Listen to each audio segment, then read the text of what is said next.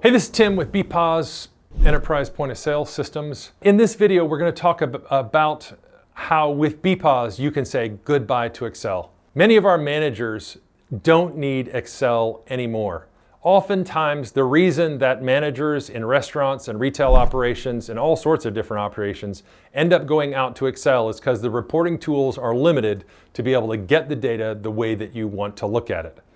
Now, I can't tell you that you can get rid of every possible Excel spreadsheet that you could ever use, but it is quite common that Excel is no longer used because you can build your own formulas into your own reports, build the reports the way you like to see them, and have them exported out to an Excel spreadsheet if you wanted to at the end of the day. But generally, because I can build those formulas right into the report, Excel is no longer necessary. So if you want to talk to us about how we can help you get rid of Excel in your operation, we'd love to talk to you. You can either call the number at the top of the screen or click the link below.